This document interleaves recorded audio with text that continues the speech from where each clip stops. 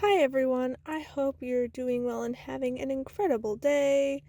I just wanted to chat about some intuitive messages that are coming in, and it revolves around where we're putting our attention and focus, how we're perceiving the world, and how we're choosing to show up in the world. So, a lot of us can get caught up in our emotions, and there's nothing wrong with having our emotions. It's a very human thing, it's natural, and it's healthy to express them. As my one aunt likes to say, your emotions are valid, but your perception may not be true. So,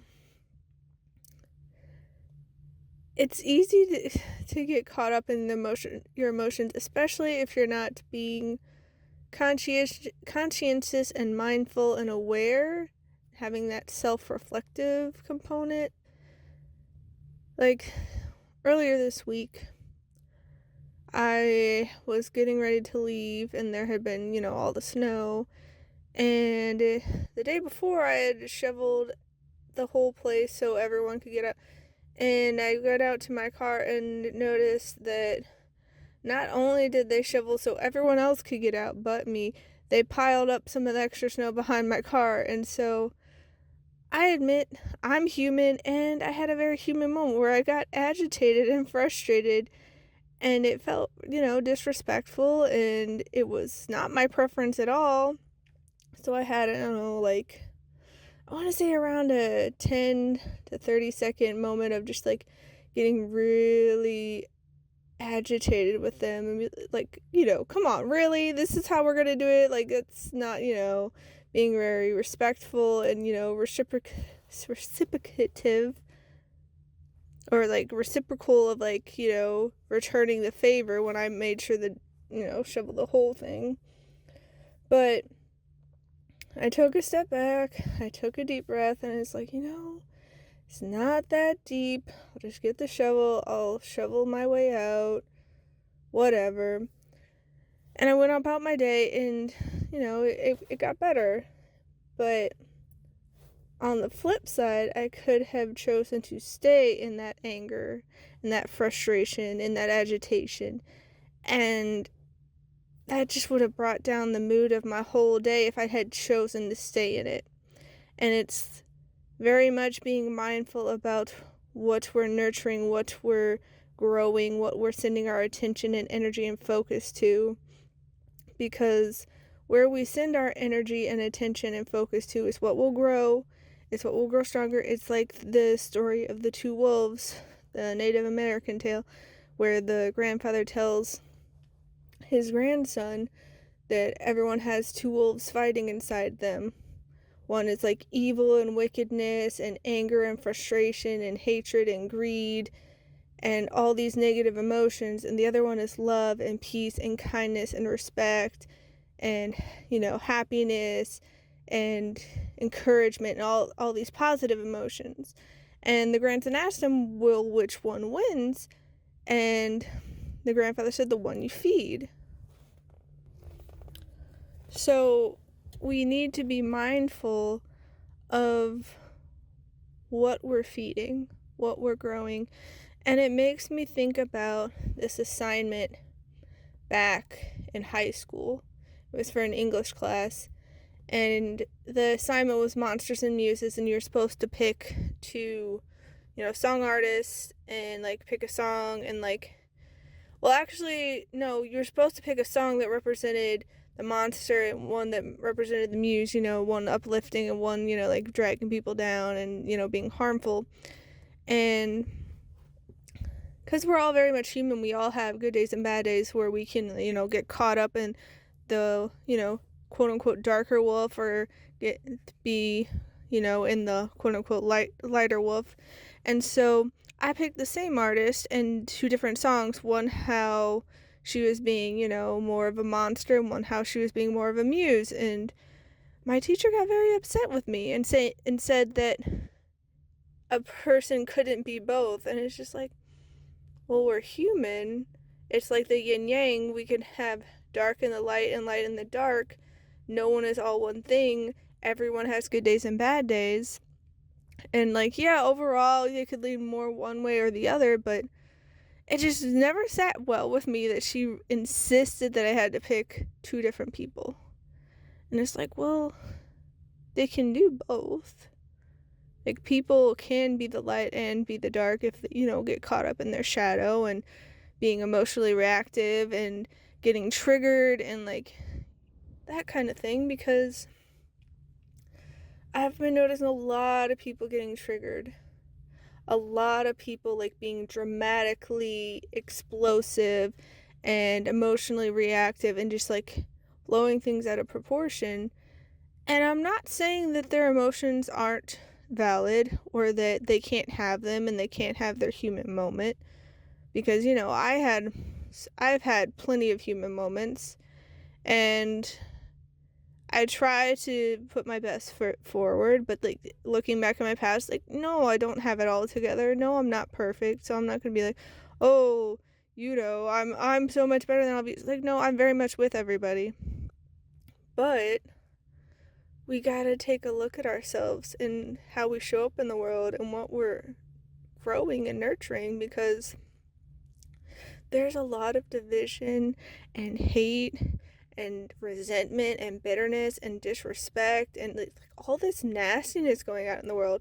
And that's not to say everyone is a contributor, because I've seen people trying to have like this calm, civil, respectful conversation with people, and the other people are acting like they're attacked just by them wearing a hat.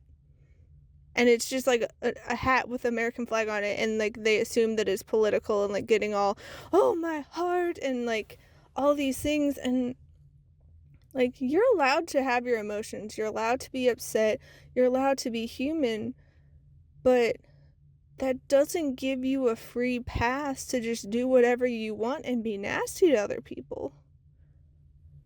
Your emotions are valid, but your perception may not be true. Like, that doesn't mean people are out to get you just because they think a way that you don't agree with. They're entitled to their emotions and perspectives too. And I just wish we could be more civil and respectful and kind to one another instead of having all these like explosions and emotional outbursts and like, what are we doing? And yeah, we can have our patterns and like our triggers and like need to work on that. And I'm not saying that I'm expecting everyone to be perfect and that they can't have bad days, but it just feels like as a society, as the overall whole, we're not really holding people accountable. It seems to be slightly changing, but like, if you are unkind and disrespectful and nasty to someone else, you should apologize for it. Yeah, maybe you can't do it in the moment because you're just too caught up in your emotions and you're human and all that, but you don't get a free pass to do that. Like, my brother was telling me that he just goes off of instinct and he has no free choice. It's all controlled by something higher than him, and he just blindly does it, and he is not accountable for his actions. He's not responsible for them because he has no control over them. And it's like, that's not true. Yes, some people will have a greater struggle with some things than others because we all have different strengths and areas for growth and challenges.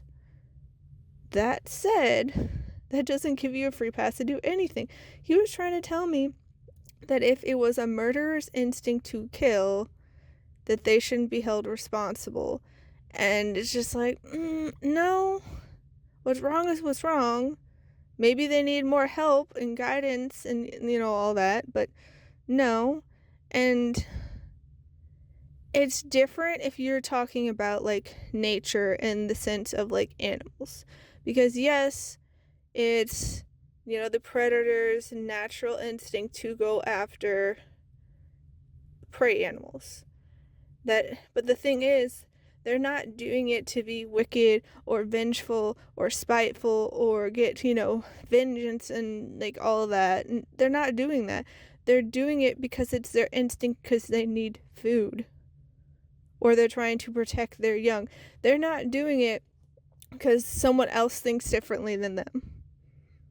And so, to a degree, there is some truth in it. It's like, oh, it's just instinct. But with a lot of things going on in today's society, it's not an instinct thing so much. It's more of a people are getting caught up in their emotions and just lashing out rather blindly.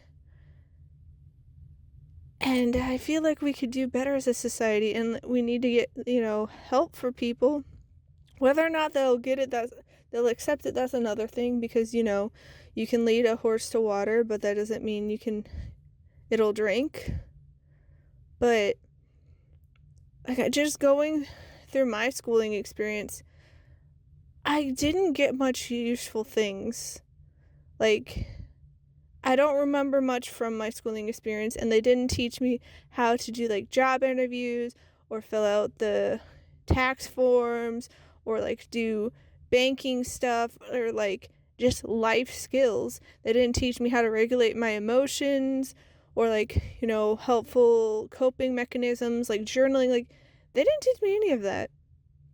They basically just wanted me to blindly follow along, memorize a bunch of things. But it's if we're memorizing things, a lot of times people are cramming for it and it goes in one ear and out the other over time. It's not going to stay long term, and people are just more regurgitating information than actually learning it, understanding it, and just embodying the wisdom and insight from it. So as a society, I think we've let a lot of people down.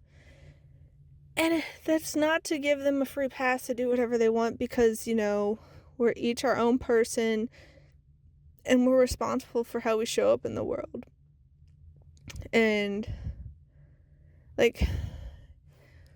what are we focusing on? Because I don't think the news helps, because a lot of times it's just, promoting all this negative stuff. And part of that's just because, it's it gets views and clickbait and all that. But even if we don't have all the information on something, people just make it out that's the truth, that's the end of the story. It reminds me of when my parents were getting so gung-ho over the playoffs for hockey one year because the local team was in the playoffs and they're just so excited. And with the Stanley Cup Finals, I'm not into sports, but even I know that you get the best out of 7 games. So you need to win 4. And it was game 6 and the game was over, and my mom was like, well, that's it. It's over. They can't win. And was just being really negative. And I'm like, what are you talking about? They literally have a whole nother game. They haven't even started playing. What do you mean it's over? They've lost it. She's like, nope, it's over. They've lost it. I'm like, you're being so negative. And I was trying to point it out to her because I honestly didn't care whether the local team won or lost. I'm not into hockey and sports, and nothing against people who are into it. It just never made sense to me about how divisive and tribal it is, and how people get at each other's throats, and they can divide families, and people will stop talking to you over sports. And it just never made sense to me that it was that big a deal. Calm down. But if that's what people are into, they're allowed to enjoy it. I have no judgment with that. But I was just why are you being so negative? And I was you say stuff it's not over till it's over, because my dad will usually be the pessimist and be well, if they lost the game and before the third period starts or something, it's well, it's not over till it's over. It's you literally they have a whole other game. What are you talking about? And she just kept going real negative, and then lo and behold, they ended up winning that 7th game, and so they brought home the Stanley Cup. And it's just guys, what are we focusing on? Because I feel that kind of mindset is very prevalent in society, and I think part of it's because society pressures us to be quote-unquote realistic. But our focus and energy and attention, our perspective, will change how we view things. Let's say for your life, if it's the situation with the Stanley Cup and you decide, well, it's over before it's actually over, odds are that's going to be a self-fulfilling prophecy, because you're not going to take actions that could actually help it come true, because you've already decided it's over, so you've decided it's not worth it. And so it's just really sad, because then people, when it doesn't work out, will be like, see, I told you, it was over, it wasn't going to work out. And it's like, well, yeah, because the energy and attention and focus you're putting on was it being over, and like it wasn't going to work out. And sometimes things don't work out. Sometimes that's because it's not meant, and that something better is going to come along. But you got to be mindful about how we're perceiving things, because our perception makes our reality, and then what we're watering and nurturing is what grows. The grass is greener where you water it. So if you're always, watering pessimism and hatred and bitterness and anger and frustration and all this negativity, that's what's going to grow in your life. That's the wolf you're going to feed. So then that will be the wolf that wins. And so we need to be mindful about what we want to nurture, what we want to grow, what we want to win. And I'm still working on it too, because there'll be some days where I start getting on that momentum train and it starts growing and building, and then I'll catch it and I'll notice and be like, oh, I don't know if I want to go down this path. I know what happens, because it's like nudging a car down a hill. If you catch it early on, you can stop the momentum. But if you try to stop it at the bottom of the hill, you're going to get run over. It's not going to be able to just stop. It's going to need to run its course.